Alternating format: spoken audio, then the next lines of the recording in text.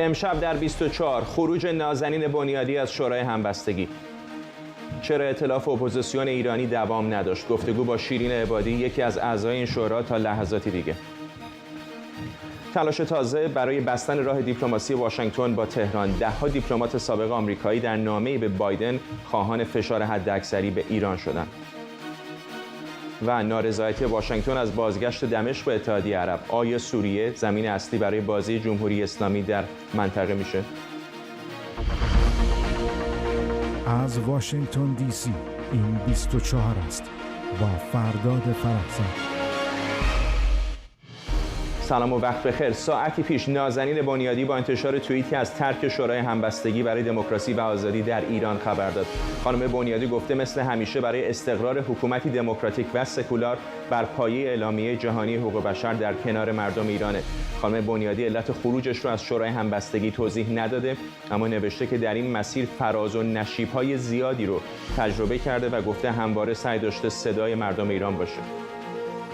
بعد از حامد اسماعیلیون حالا این دومین عضو این شوراست که از اون خارج میشه. آیا این به معنای پایان این گروه؟ دقایق پیش این رو از شیرین عبادی، یکی از اعضای این شورا، پرسیدم. گروه همبستگی تلاشی بود برای رفع اختلاف بین مخالفین جمهوری اسلامی. بین مخالفین در موارد متعدد ممکنه اختلاف باشه، چنانکه این اختلاف در هر کشوری و در هر جایی ممکنه وجود داشته باشه. اما این اختلاف مانع از این میشه که علیه حکومتی که فقط با اعدام و دستگیری و قتل بقایش رو تضمین میکنه مخالفین پیروز بشن و برای این ایجاد این اتحاد که بیشترین اختلاف بین دوگانگی سلطنت و جمهوریت بود، این گروه همبستگی ایجاد شد. افرادی که اون تو بودند غالباً جمهوری خواه بودند. متنی نوشته شد همراه با تنها نماینده سلطنت طلبان، یعنی آقای رضا پهلوی. این متن هرچند معایبی هم داره، اما از اون جهت که در برگیرنده حداقل خواستهای دو طیفه به نظر من سند بسیار مهمی است. من خودم شخصا به امضای اون افتخار میکنم. اما این حد راضی نکرد طرفداران متعصب هر دو طیف رو و شروع به حرفایش زده شد در شبکه‌های اجتماعی که باعث رنجش شد. آخرینش خانم نازنین بنیادی است. در کمال بیرحمی به ایشون که هنرمند سینما هستند حملات شخصی میشد که اساساً دور از ادب بود و توهین میشد. در نتیجه این جمع اول دیدیم که آقای حامد اسماعیلیون و بعد آقای نازنین بنیادی از این جمع جدا شدند. در ادامه از خانم عبادی در رابطه با علل اصلی از همگسستگی این شورا و گره اصلی کار پرسیدم.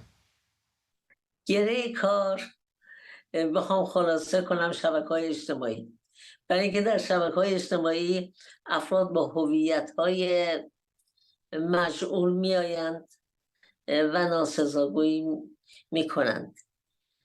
تعداد اندکی واقعا شخصیت حقیقی خودشون رو داشتن، اما تعداد بیشتر اسامی مستعار بودن و خودشون رو مربوط به این گروه یا آن گروه معرفی میکردن. این از دید منه و به هر حال باعث شد که قضایا به همان سمت و سوی برود که متاسفانه حکومت همیشه دلش میخواست و میخواهد که بین مردم اختلاف بیاندازه و راحت‌تر بتواند سرکوب کنه. بعد از اولین جدایی که پیش آمد، من از یکی از افراد فعال داخل زندان که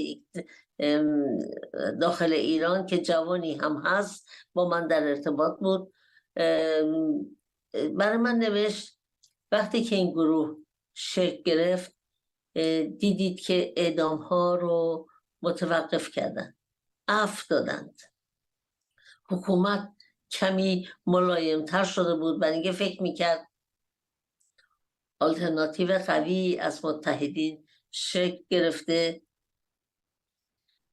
و با احتیاط بیشتری حرکت میکرد. بعد از اینکه این اختلافات شروع شد دستگیری ها شدت گرفت و نویسنده این نامه به من اعتقادش این بود که اختلاف شما حکومت رو جری میکنه.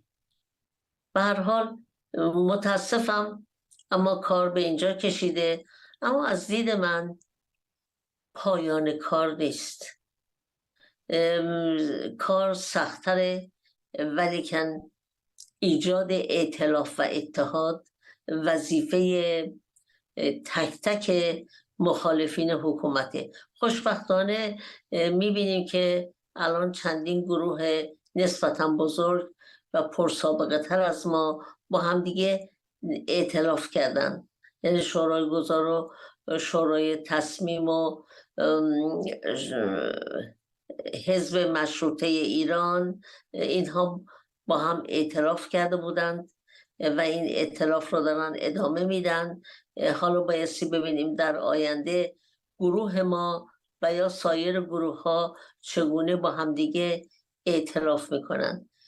از دید من خروج 1، 2 یا 3 نفر از این گروه به منزله پایان تلاش برای اتحاد بین مخالفین نیست. به خانم عبادی گفتم اما توهین در شبکه‌های اجتماعی نکته جدیدی نیست. اگر اعضای این گروه با این وزن سیاسی برای مقابله با موضوع مشکلات شبکه‌های اجتماعی ناتوان بودن، چطور میشه از اونها انتظار داشت با یکی از استبدادی ترین حکومت‌های جهان مبارزه کنند؟ عضوگیری موضوع بررسی بود، قرار بود که بررسی بشه. اون مسئله اونقدر اذیت کننده نبود که فحاشی های صورت گرفته. علت این که این فحاشی ها اذیت کننده شد برای اینکه واکنش سریع و به موقع از سوی تمام اعضا نشان داده نشد که بخوان جلوی اینها رو بگیرن. هرچند من مطمئن نیستم اساساً می توانستن این کار رو بکنن و هرچند مطمئن نیستم چند درصد از این فحاشی ها از سوی ارتش سایبری بوده باشد. اما من میتونم به شما بگم مخالفین که فقط اینا نیستن. مخالفین فقط به 3 نفر و 4 نفر که در بین مردم خلاصه نمیشه. افراد دیگری هستن خیلی خوب هم کار میکنن که من 3 گروه رو الان برای شما نام بردم که 500-600 نفر مجموع اعضای این گروه ها هستن که دارن با هم کار میکنن. به هر حال گفتم وضع سیاسی هر یک از دوستان سر جای خود، ولی که این سوالی است که من ترجیح میدم خودشون جواب بدن. عمار ملکی، استاد علوم سیاسی دانشگاه تیلبرگ از لاهه با ماست. آقای ملکی، به نظر شما چه شد؟ حرفای مختلفی میشنویم در مورد متن منشور که اختلاف نظر بوده، در مورد عضوگیری که اختلاف نظر بوده و الان حرف از توهین‌ها در شبکه‌های اجتماعی زده میشه. به نظر نمیاد مباحثی باشه که در یک گفتمان سیاسی نشه حل کرد؟ چرا این افراد با این عقبه سیاسی که داشتن نتونستن حل و فصل کنن این رو؟ درود خدمت شما و ابتدا تشکر باید کرد از خانم بنیادی برای زحماتی که در این مدت کشیدن. در صورت ایشون همونجوری که گفتند ادامه خواهند داد به فعالیتاشون و حضورشون در شورای همبستگی به نقطه مهمی بودش و در صورت دیدیم که سعی کردند مثل بقیه اعضایی که در صورت بودن که در صورت به این همبستگی یک جوری تحققش رو ادامه بشه و اون چیزی که در صورت نیاز و انتظار مردم ایران بودش رو رو در صورت عملی کنند. این نکته‌ای که در مورد مسئله شورای همبستگی است این که در صورت باید در نظر بگیریم همبستگی یکی از مهمترین به نوعی خطرات برای جمهوری اسلامی بود. یعنی نیرویی که با همبستگی مخالفت می‌کرد در صورت 3 نیرو بودند. این رو خیلی راحت میشه گفت و ابایی هم نیست. من به لحاظ آماری و اعداد و ارقام و بررسی آماری شبکه‌های اجتماعی میتونم کاملا اینا رو اثبات بکنیم. ببینید که جمهوری اسلامی در درجه اول بود و خب جمهوری اسلامی نیروی امنیتی مشخصی داره، افرادی که در صد نفوذ میکنن افراد واقعی هستند و بخشی ارتش سایبریش هستش که کمکش میکنه و از سوی دیگه هم افراطی‌هایی بودن، یعنی افراطی‌هایی که در هر دو سوی حالا بگیم راست و چپ سیاسی در همه جای دنیا هم هستند. این سه به اصطلاح نیرو با هم دیگه به نوعی خواسته یا ناخواسته ائتلاف کرده بودن برای اینکه همبستگی شکل نگیره در درجه اول. بعد از اینکه همبستگی شکل گرفتهش به نوعی تلاش زیادی کردن وقتی که منشوری نوشته نشه، منشور وقت مشترکی نداشته باشن و بعد از اون هم تلاش کردن تا به اینجا برسونن. در صورت این رو باید در نظر گرفته سوال همینه دیگه. در واقع سوال من همین بود آقای ملکی، اگر نیروهای سایبری جمهوری اسلامی و افراطیون چه چپ چه راست میتونن این افراد رو با این وزن سیاسی از مسیرشون خارج بکنن، چطور میشه به اونها امید داشت که در مقابل جمهوری اسلامی مبارزه بکنن؟ خب من قائل به این هستم که مسئله همین، من بله درست میفهمید، فقط مسئله نیستش که فحاشی باشه. ما تقریبا همه کسایی که تو عرصه سیاست ایران هستن فحاشی رو کم و بیش تجربه میکنن. من و شما زیاد پشت میخوریم، کسای دیگه کمتر. بعضیا تو این فضا به نوعی اصلا آشنایی ندارن. مثلا خانم بنیادی اساسا یک فعال سیاسی نبودن، در صورت یک فعال هنرمندی بودن که کار حقوق بشری کرده بودن. بعضی‌ها بالاخره به آستانه تحمل و اون مسائل رو متفاوت بالاخره میتونن. اما من فکر نمی‌کنم مسئله فقط مسئله فحاشی‌ها بوده. مسئله اینجاست که در هر صورت انتخابی باید انجام میشد بین موندن در کنار نیروهای معتدل، نیروهای میانه که در اصل این جمع قرار بودش که اون نیروها رو به نوعی نمایندگی کنند و می‌کردن به نوعی، و البته نیروهای افراطی که سعی می‌کردن که کسانی در این جمع به این نتیجه برسونن. خودشون این توهم رو داشتن که اصلا نیازی به این همبستگی نیست، به نوعی یک نیرویی هستش که میتونه تنها بره جلو. خودشون رو هم به نوعی خیلی توهم داشتن که میهن دوست‌تر از بقیه هستند، ایرانگراتر از بقیه هستند و اینها تلاش کردن که این کارو بکنن و یک نفر رو درصد جدا بکنن. آیا به سمت سلطنت طلب‌ها اشاره می‌کنی یا به هر دو طرف؟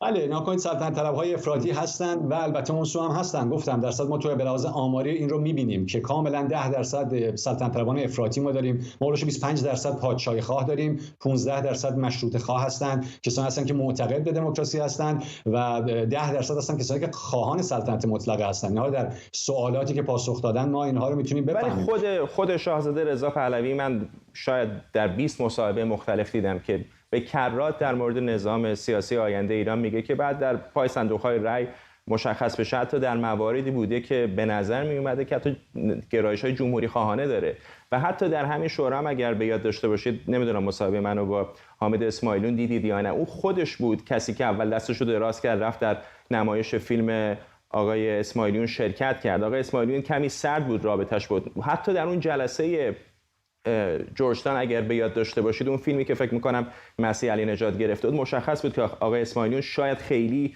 خرسند از کل این وضعیت نیست. یعنی میخوام بپرسم که چقدر میشه اشتباه رو متوجه یک طرف دونست یا همه طرفین به شکلی نقش بازی کردن در این شکست این ائتلاف؟ بله، من داشتم میگفتم که غیر از اون بخش افراطیان دیگری هم داشتیم در سوی دیگر. اما ناکنید مثلا اینجاست که اتفاقا این نیروها، گفتم این نیروهایی که در کنار هم قرار گرفتن نیروهای میانه بودن. بله، آقای پهلوی رو هم به نوعی به عنوان یک نیروی راست میانه، کسی که در صحبت‌هایی که کردن در مواضع نظری که گرفتن دموکرات منش بودند، به نوعی خواهان مشروطه هستند، حتی اگر قرار باشه نظام و حتی خودشون از پادشاهی انتخابی صحبت کردن. من اینها رو قبول دارم و میگم اتفاقا نکته همینه که یک گروهی، یک مجموعه بودن که این سه نیرو با هم متحد شدن و سعی کردن در صورت این توهم رو ایجاد کنن که میتوان بدون نیروهای دیگر به پیروزی رسید، جمهوری اسلامی رو انداخت. تحقیر کردن نیروهای دیگر رو و از هر دو طرف هم بودن، به جون هم افتادن. ولی یه نکته که در صورت میگم اهمیت داره که همبستگی خواست مردم ایران بوده. ببین 85% معترضان از ایده همبستگی حمایت کردند. در نکته قابل توجه این هستش که بخش بزرگی از اونها قائل بودن که از داخل ایران هم باید باشن در همبستگی. و خب میدونیم که محدودیت‌هایی بود. یعنی این همبستگی 6 نفره یا حالا که در اصل به شکلی گرفتش، خب از خارج کشوریا بودن، شخصیت‌های اصلی خارج از کشور بودن. ولی آقای ملکی من میدونم شما میدونید که پشت صحنه بالاخره از کسانی بودن که از داخل ایران هم بدون آوردن اسمشون نقش بازی می‌کردن. دقیقاً. خب نکته همینه و اتفاقا اگر نگاه بکنید برخلاف اون چیزی که خیلی تبلیغ میکنن، شما نیروی سیاسی از میان شخصیت‌های سیاسی مطرح در داخل ایران، از اون 20 نفر اولی که بیشترین اقبال بهشون هست که حداقل 10-11 نفرشون در داخل ایران بودن، شما نگاه کنید نکته منفی و نقد منفی نسبت به منشور همبستگی نمیبینید. یعنی اونها هم به صورت با یک سکوتی حمایت میکردن، چون میدونستان ایده مترقی است و حتی اصولی که نوشته شده بود اصول مترقی است. همونجوری که خانم عبادی گفتن درصد این اصول ماندگاری است، منشور فراتر از اون چیزی که برخلاف شکل گرفته و همبستگی بوده اینها ماندگار و اینها مهمه که یک اصول مشترکی در هر صورت باید وجود داشته باشه، در یک روزی نیروهای سیاسی با اون متحد باشن. از این منظر میخوام بگم که اتفاقا ایده همبستگی درصد وجود داره. اگر این همبستگی رو درصد این عوامل جمهوری اسلامی و افراطیون تونستن به شکست برسونن، حداقل اونجوری که به نظر میاد در عمل، ایده همبستگی از مردم حمایت میشه. در داخل ایران شاید شکل بگیره، نیروهای دیگری میآیند، مردم منتظر نیرویی نمیمونن برای همیشه. مردم میخوان که این نیروها کاری بکنن، به آزادی ایران کمک بکنن، به نجات ایران از دست جمهوری کمک کنند. اگر درصد این مجموعه نتونن به هر شکلی درصد با هم کار کنند یا یک نیروی توهم این رو داشته باشه که به تنهایی میتونه این کارو بکنه، متاسفانه توهم به نظرتون آقای ملکی اینو میخوام اتفاقا ازتون بپرسم، چون شما نظرسنجی‌های مختلفی انجام میدید، میزان محبوبیت این چهره‌ها رو بالاخره تا حدودی میدونید، شاید بهتر از هر کس دیگری. خیلی انقلاب‌ها در دنیا بودن که الزاماً ائتلافی نبود. همین انقلاب 57 هم درسته که نیروهای چپ و گروه‌های دیگر بودن، ولی بالاخره آقای خمینی بود که سکان‌دار اصلی بود. فکر می‌کنید هیچ کدام از این افراد اینقدر توان سیاسی دارند که به تنهایی و بدون یک ائتلاف بتونن جمهوری اسلامی رو شکست بدن؟ خیر، دقیقاً نکته همین است. هیچ نیروی سیاسی در ایران، نتایج 2 سال گذشته نشون میده که بیش از 1/3 جمعیت این راه رو نمیتونه به تنهایی همراه کنه. اما می‌بینید همین نظرسنجی‌ها نشون دادش که اگر این نیروها کنار هم قرار بگیرن 60-70% جامعه رو یک اتحاد، یک همبستگی میتونه به نوعی همراه کنه. این نکته بسیار مهمه و اتفاقاً همین هم هستش که آن چیزی که بعضی تصور میکنن بخش پروپاگاندایی است. ببینید اصلاح طلبها سالها 15% طرفدار داشتن، با فضای پروپاگاندایی که ایجاد میکردن 30% مردم که بالاخره نمیدونستن فضا چیه، فهمی که اگر همراهی نکنن اتفاق عجیب غریبی میفته، اون بحث بد و بدتر جا افتاده بود، همراه میکردن. اتفاقا کسانی که در این بخش افراطی بودن اکثرشون نگاه کنید سوابقی داشتن که در یک دوره طرفداران خاتمی و روحانی اینها بودن، حالا امروز رفتن در یک جبهه دیگه قرار گرفتن. این توهمو دارن که ما میتونیم با پروپاگاندا، با فضای اجتماعی، با حمله به دیگران، با به نوعی به راه حاشیه روندن همه میتونیم به نوعی یک جریانی رو جلو ببریم، بخش از مردم رو هم همراه کنیم. امروز خوشبختانه اطلاعات وجود داره، فضای اجتماعی وجود داره، افراد به نوعی کارنامه‌هاشون دیده میشه، حرکاتشون دیده میشه، نوع برخوردشون دیده میشه و این نمیشه این کارو بکنید. یک جامعه متکثری است. اگر نیروها در کنار هم قرار بگیرن، نیروهای داخل، نیروهای خارج، گرایشات سیاسی مختلف از چپ تا راست، میتونن بالاخره با جمهوری اسلامی غلبه بکنن. اگر این اتفاق نیفته درصد برنده اصلی جمهوری اسلامی است و شاید بشه گفتش که این چیزی که الان جمهوری اسلامی را حداقل به طور موقت خوشحال کرده این هستش که درصد این همبستگی به شکست رسیده.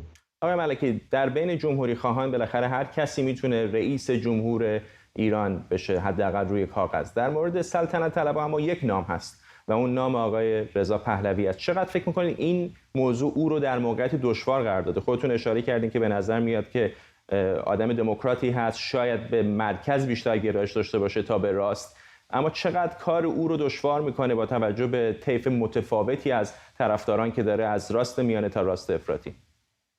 ببینید، من اگه بخوام بهشون توصیه‌ای بکنم که درصد به اعدادی که سیستماتیک و علمی تهیه میشه اقبال به توجه بکنن برای بحث سیاسی که هست. ببینید بخش بزرگی از کسانی که طرفدار ایشون بودن در نظرسنجی سال قبلا مشخص شد اساسا جمهوری خواه هستن، احترام قائلن به رفتار و منش ایشون، بالاخره صحبت‌های ایشون، نوع دیدگاه آرومی که دارن، اینها رو به نوعی باعث شده بود. امروز بخشی از بالاخره اون کسانی که سعی میکنن خودشون رو به عنوان پادشاه خواه در نظر بگیرن، اون بخش معتدلش خب خیلی هم نزدیک هستن تا به جمهوری خواه، ولی اون بخش افراطی هستن که در هر صورت دارن ضربه میزنن بهشون و این خیلی مهم هستش. ببینید وقتی که میان مثلا فکر میکنن که اگر یک نظرسنجی انجام بدن و در اون اعلام کنن که 80% مردم طرفدار آقای پهلوی هستن و مثلا 400,000 نفر فقط طرفدار آقای خامنه‌ای هستن، خب اگر این واقعیت داشته باشه خب باشه، بالاخره ایرادی هم نداره. باید قطعا بتونن یک نیرویی که 80% مردم طرفدارشن و فقط 400,000 تا دشمن داره بتونه بندازه حکومتی رو در 1 ماه 2 ماه 6 ماه آینده. ولی اینها به قول معروف اگر قرار باشه توهم ایجاد بکنه یا قرار باشه حتی به نظر من اون نفوذی‌های جمهوری اسلامی با این جور به نوعی بزرگنمایی‌ها بخوان ضربه بزنن به همبستگی، درصد ضربه خود به هر نیروی از جمله آقای پهلوی هم میزنن. من قائل هستم که اینها مهمه، اگر ایشون توجه بکنن درصد این میانه روی و ارتباط گرفتن با نیروهای دیگه میتونه مفید باشه، وگرنه به نوعی هیچ سرمایه اجتماعی برای هیچ کسی همواره نخواهد موند. میرحسین موسوی روزی خیلی محبوب بودش، خبر اول بود در همه جا، امروز به قول معروف شاید یک پایگاه خیلی مشخص و محدودی داره. این میتونه برای هر فعال سیاسی و هر رهبر سیاسی که امروز هم مطرحه اتفاق بیفته. سپاسگزارم از شما. عمار ملکی، استاد علوم سیاسی دانشگاه تیلبرگ از لاهه هلند. در آستانه سالگرد خروج آمریکا از برجام، ده‌ها دیپلمات سابق آمریکایی در نامه‌ای به جو بایدن خواستار توقف هر گونه دیپلماسی با ایران شدند. این دیپلمات‌های سابق میگن ایده بازگشت به برجام بر اساس اهرم فشار دولت آمریکا نیست و تحقق اون فقط بر تصمیم احتمالی جمهوری اسلامی برای بازگشت به توافق تکیه داره. نویسندگان این نامه از رئیس جمهوری آمریکا خواستند تا به کارزار فشار حداکثری علیه جمهوری اسلامی برگرده. امضا کنندگان این نامه میگن استراتژی فعلی دولت بایدن دادن امتیاز به جمهوری اسلامیه. همکارم آرش علایی از سوی دیگر همین استودیو با ماست. آرش، بیشتر به ما بگو که چه میگن این نویسندگان این نامه؟ این نامه که چند ساعت پیش منتشر شده است بر پایه منطق دیپلماسی در آمریکا، در واقع این پایش منطق دیپلماسی در آمریکا است که میگوید اگر شما میخواید به یک توافق خوب برسید، اگر اهرم فشاری ندارید بر طرف مقابل، نمیتونید فقط به اعتماد به اون طرف تکیه کنید. دیپلمات‌هایی که این نامه رو امضا کردن چند تاشون شامل سیاستمدارانی میشن که قبلا در وزارت امور خارجه آمریکا بودن، بعضیشون جزو اعضای سابق کنگره آمریکا بودن. میگویند که به نظر میآید دولت بایدن هیچ اهرم فشاری الان بر جمهوری اسلامی ندارد و تحریم هایی هم که بر روی جمهوری اسلامی قبلا تصویب شده رو دولت بایدن اجرا نمی کند. بنابراین در عدم وجود اهرم فشار، دولت بایدن بر طبق اون چیزهایی که این دیپلمات‌ها نوشتن تنها داره تکیه میکنه به اعتمادش به دولت جمهوری اسلامی یا رژیم جمهوری اسلامی و نمیشه به رژیم جمهوری اسلامی هم اعتماد کرد. در بخش دیگری هم از این نامه، همونجور که شما گفتید، میخواد از دولت بایدن که بازگردد به کارزار فشار حداکثری. نکته این است که دولت بایدن میگوید که هنوز اون تحریم‌های علیه جمهوری اسلامی رو در واقع در اون توشه خودش دارد. منتها داستان این است که منتقدان دولت بایدن میگویند که دولت بایدن مدت هاست چشمش رو به سوی دیگر گذاشته، در واقع سرش رو توی شنها فرو کرده است و نمیبیند که جمهوری اسلامی داره نفتشو به چین میفروشه، نفتشو تانکر به تانکر میکنه تو کشورهای دیگه میفروشه. بسیاری از تانکرهای نفتکشیش زیر پرچم کشورهای دیگه در حال حرکت هستند و به نوعی دولت آمریکا به نظر میاد که فعلا فشار رو از روی گرده جمهوری اسلامی برداشته است. مصاحبه‌ای هم که من چند وقت پیش انجام داده بودم با یکی از اعضای حزب جمهوری خواه به همین داستان اشاره میکرد که در دوره دولت ترامپ ذخایر ارزی جمهوری اسلامی نزدیک 4-5 میلیارد دلار بود. فشار زیادی روی جمهوری اسلامی بود. وزارت خارجه آمریکا به دنبال این تحریم‌های فشار حداکثری بود و بعدم سعی میکردن که از روش‌های نوآورانه استفاده کنن. یعنی مثلا اون موقع در زمان دولت‌های ترامپ نماینده ویژه وزارت خارجه در امور ایران آقای براین هوک خودش شخصا زنگ میزد به این کاپیتان‌های کشتی تانکرهای مختلف و سعی میکرد در واقع یک جوری بخرتشون. میگفت مثلا 1 میلیون دلار پول بهتون میدیم اگه این تانکرتون رو ببرید جای دیگه و سعی میکنن از روش‌های مختلف استفاده کنن. الان ما این روش‌های نوآورانه رو دیگر در دولت بایدن نمیبینیم و همین هم باعث شده است که خیلی از این دیپلماتان به حدی نگران شدن که این نامه‌ای که چند ساعت پیش منتشر شد رو زیرش امضا کنن. آرش علایی همینجا در واشنگتن، ممنونم از تو. در ادامه تلاش آمریکا برای عادی‌سازی روابط بین اسرائیل و عربستان سعودی، 2 مقام ارشد دولت بایدن که همراه جک سالیوان مشاور امنیت ملی آمریکا به عربستان سعودی سفر کرده بودند، امروز دوشنبه با بنیامین نتانیاهو در اورشلیم دیدار کردند. این دیدار بعد از تماس تلفنی آقای سالیوان با نتانیاهو درباره نشست او با محمد بن سلمان صورت گرفته. آقای سالیوان دیروز در نشست 4 جانبه با نمایندگان عربستان سعودی، هند و امارات متحده عربی درباره پروژه راهن صحبت کرده و به گزارش وبسایت خبری آکسیوس هدفش مقابله با افزایش نفوذ چین در منطقه است و اسرائیل، عربستان و امارات متحده عربی و هند رو به هم وصل میکنه. در همین حال واشنگتن پست در مقاله‌ای نوشته خاورمیانه در دوره پس آمریکا به سر میبره که در اون چین و ایران تلاش میکنن جای خالی آمریکا رو پر کنن. این مقاله گفته کشورهای عربی از طریق برقراری رابطه با قدرت‌های منطقه‌ای مثل اسرائیل و ایران خودشون رو با شرایط جدید وفق میدن. آرش آرامش حقوقدان و کارشناس امنیت ملی اینجا در استودیو با ماست. آقای آرامش، آیا آقای سالیوان به نظر شما هزینه کمکاری‌های قبلی دولت آقای بایدن رو داره میده برای فراموش کردن یا کم توجهی به خاورمیانه؟ از طرفی بله، از طرفی سیاست خیلی شل کن، خیلی صفر کنم این تبعات رو داره. یعنی البته من خیلی موافق نیستم با این تحلیلی که روزنامه واشنگتن پست دوباره میگه در منطقه خاورمیانه فرا آمریکایی، چین و ایران میخوان خلا رو پر کنن. اختلافات راهبردی کشورهای خلیج فارس، چه کشورهای عربی چه اسرائیل، با جمهوری اسلامی اختلافات بسیار عمیقی است. اینطور نیستش که جمهوری اسلامی فردا بخواد بشه حامی جان و مال و سرمایه‌گذاری‌های عربستان سعودی یا قطر یا امارات. اونم خودشون خیلی خوب از این قضیه رو میدونن. صحبت چیدن دم جمهوری اسلامی تا حدی است که مزاحمت اضافه ایجاد نکنه. نکته اول. برگردیم سر قدرت اصلی اینجا که چین هست. خب چین بالاخره میتونه بیاد اونجا نفوذ سیاسی و اقتصادی و حتی نظامیش رو بیاره، هرچند که ایالات متحده فعلا اونجا کشتی غیر خودی راه نمیده در آبهای خلیج فارس و دریای عمان و تنگه هرمز و آبهای جنوبی خلیج فارس. اما من خیلی بعید میدونم در آینده نزدیک هم چین بخواد اونجا بیاد قوا به صورت جدی و رزمی پیاده بکنه. تواناییش هم نداره. شما فقط ساختن کشتی نیست که، شما هواپیمای ترابریش رو ندارن ارتش جمهوری خلق چین. یعنی نمیتونن به اون طوری که ایالات متحده یه موقع شما تجهیزات نظامی دارید، یه موقع بعد از نقطه الف به نقطه ب اینا رو برسونید.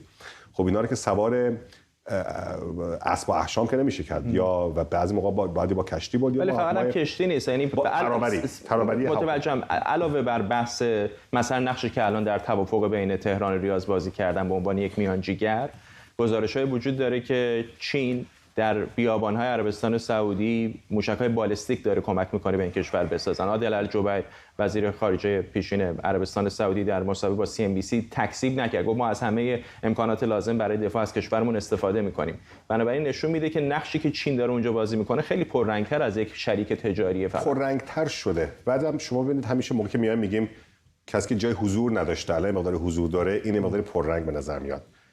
این تحلیل که ایالات متحده خاورمیانه رو ول کرده و گذاشته رفته و حالا چین میخواد بیاد هالاپی بخوره و اینها، تحلیل های یه مقداری به نظر من سطحی است یا جانبدارانه است. نه، چین یک خطر هست، در اون شکی نیست. چین به عنوان یک خطر، یک عنوان ابرقدرت اقتصادی و کم کم هم از لحاظ نظامی یکی دو دهه حالا فاصله داره ولی داره میرسه و سیاسی امریکا باید جدی بگیره.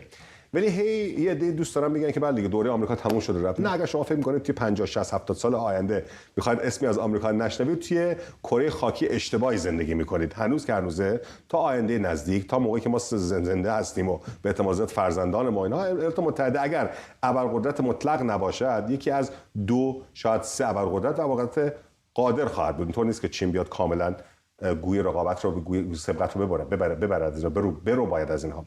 بریم سر قضیه خاورمیانه. توی این 3 روز اخیر سفر داشته آقای سالیوان به عربستان سعودی. خود محمد بن سلمان هم دیگه اون جوان سال 2015 نیست.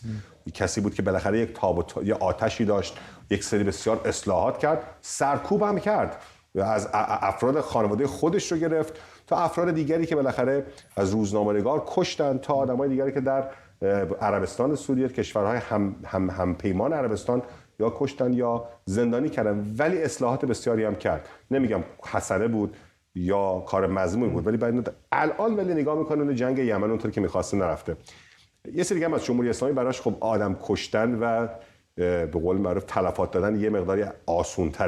شما یه موقعی که بعضی موقع باید به یک جمعیتی پاسخگو باشید، ارتش ایالات متحده، ارتش‌های اروپایی نمیتونن بگن حالا ما 1300 نفر مثلا مدافع حرم برگردونیم، خانواده‌اش هم هیچ کسی هم نمیتونه شما سوال بپرسه چیکار میخواد بکنید. ارتش‌ها و کشورهایی که بالاخره یک سری پاسخگوی مدنی باید بدن، عربستان سعودی راه تا حالا خیلی داره تا به اینجا برسد.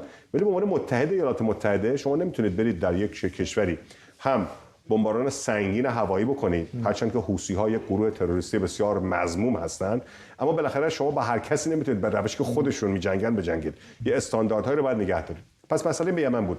مسئله سرمایه‌گذاری‌های نفتی هست. یه مقداری هم طرفین خسته شدن به حالت استیصال رسیدن، هم طرف جمهوری اسلامی، بالاخره اونها هم در منطقه لازم مالی و لازم زمانی که چند سال پیش بودن نیستن. عربستان و سوریه هم همینطور. من این تحلیل رو که ایالات متحده گذاشته و رفته قبول ندارم. تک تک پایتخت‌های عربی رو نگاه کنید، ایالات متحده هست. کی الان در سوریه قوا داره؟ در منطقه حسکی نیروهای ویژه ایالات متحده هستند. کی است که در سوریه هی بیشتر هم دارد میزند، از داعش گرفته تا بعضی از این فرمانده‌های حالا میدانی نیمه میدانی آقایون که از تهران و غیره میان اونجا، اینا رو نیروهای ویژه ایالات متحده میزنن.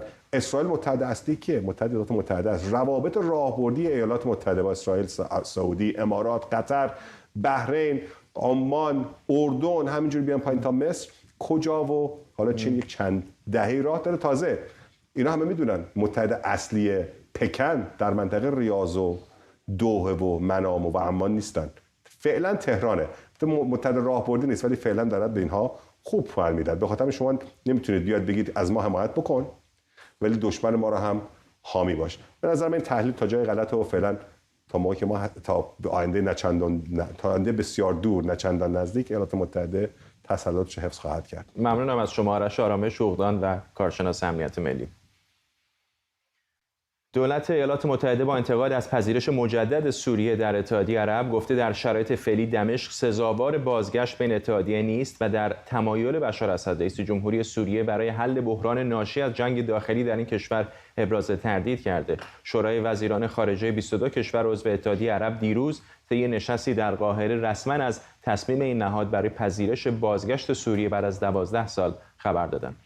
علی سعدزاده تحلیلگر مسائل خاورمیانه از فرانکفورت با ماست. آقای سعدزاده، خیلی تصویر خوبی برای واشنگتن نداره دیگه بعد از این همه جنگ داخلی و حرفایی که در مورد اسد زدن، حالا دوباره او آرام آرام داره برمیگرده به جامعه جهانی و به اتحادیه عرب.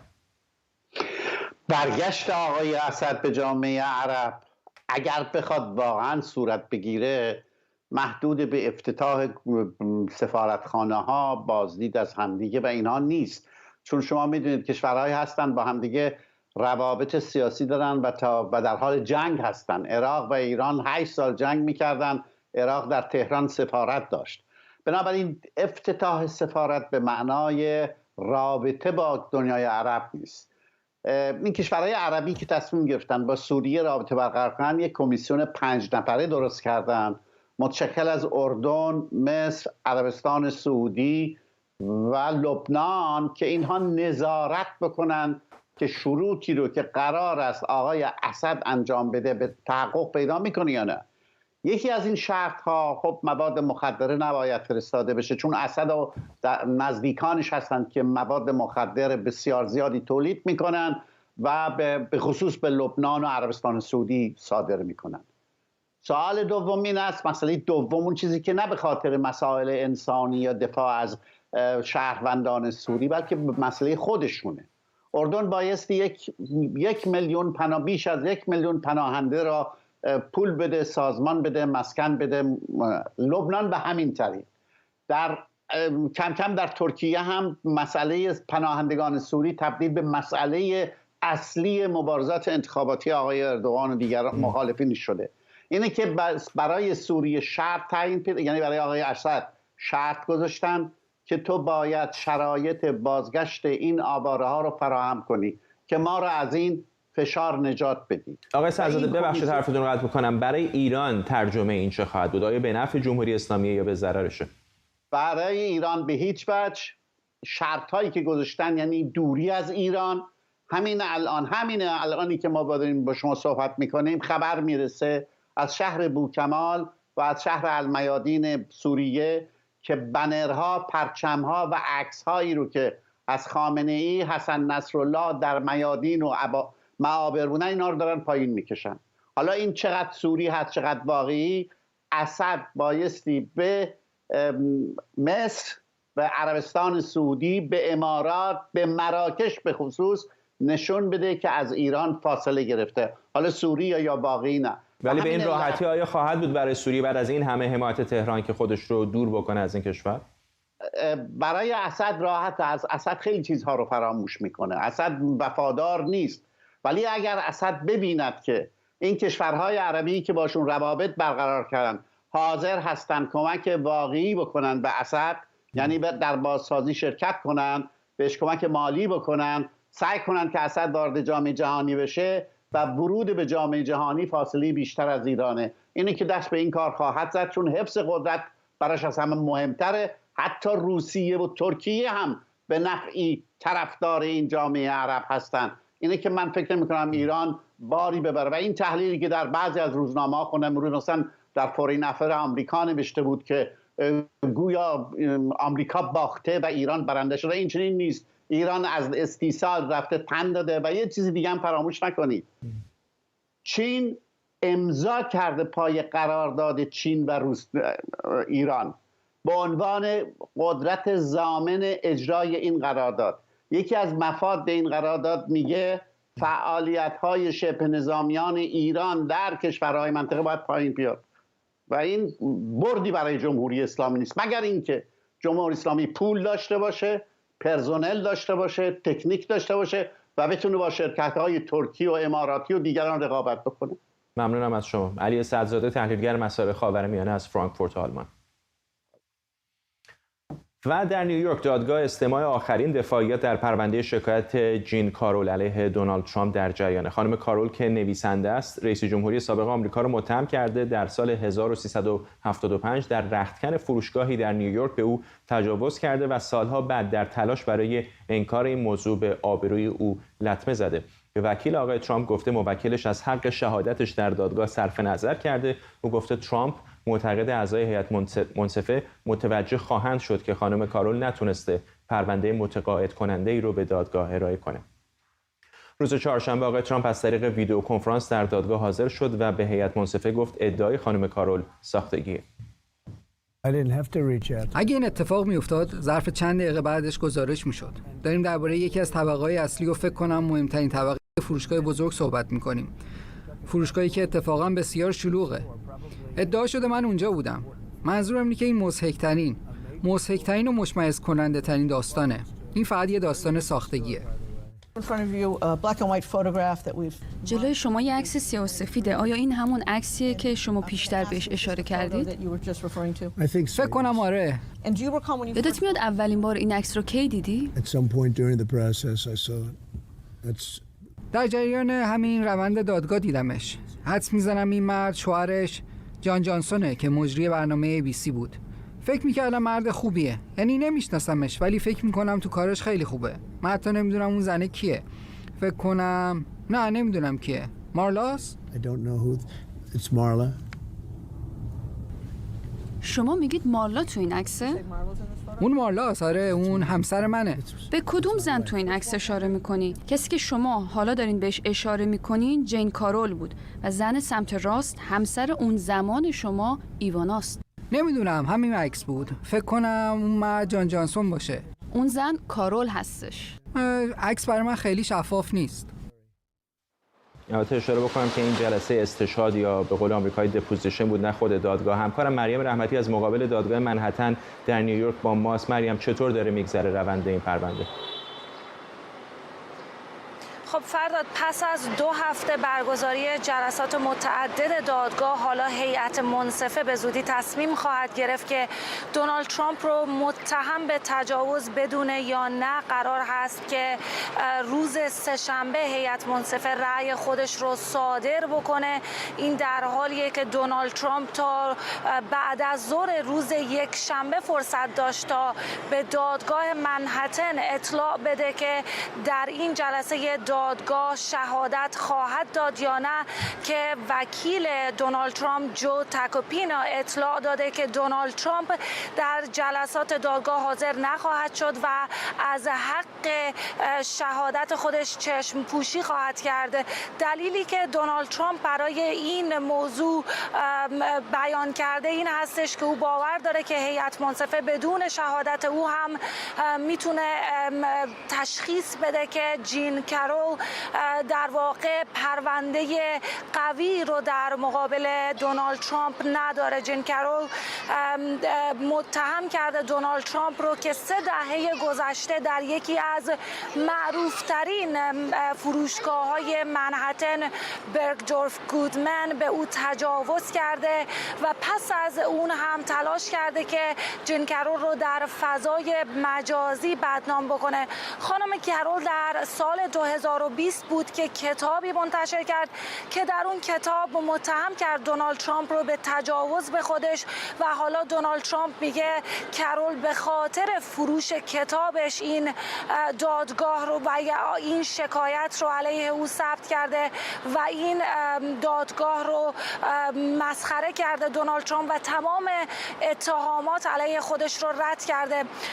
قابل به ذکره که این یکی از پرونده ها یا دادگاه هایی هست که علیه دونالد ترامپ مطرح شده. دونالد ترامپ چند پرونده دیگر هم داره، از جمله یک پرونده کیفری، یک پرونده دیگر در ایالت جورجیا و یکی هم در مورد حمله به کنگره آمریکا که به هر حال همه این دادگاه ها و همه این شکایت ها علیه دونالد ترامپ مخصوصا قبل از انتخابات 2024 فرداد مهم هستش. ولی باید منتظر بمونیم و منتظر رأی هیئت منصفه در مورد این دادگاه باشیم و این پرونده مدنی علیه دونالد ترامپ. مریم خیلی کوتاه اگر اشاره بکنی، چون خودت گفتی پرونده مدنی در بدترین حالت برخلاف اون پرونده کیفری آقای ترامپ با فقط پرداخت جریمه مواجه خواهد بود، درسته؟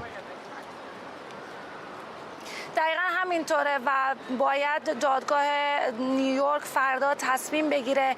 اگر آقای ترامپ متهم بشه در اون زمان معلوم خواهد شد که دقیقا دونالد ترامپ باید چه مقدار پول رو جریمه بپردازه. ممنونم از تو مریم رحمتی، خبرنگار ما از مرکز نیویورک. ممنون از شما که بیننده برنامه 24 امشب بودید. برنامه رو با تصاویری زنده از کنگره آمریکا به پایان می‌بریم.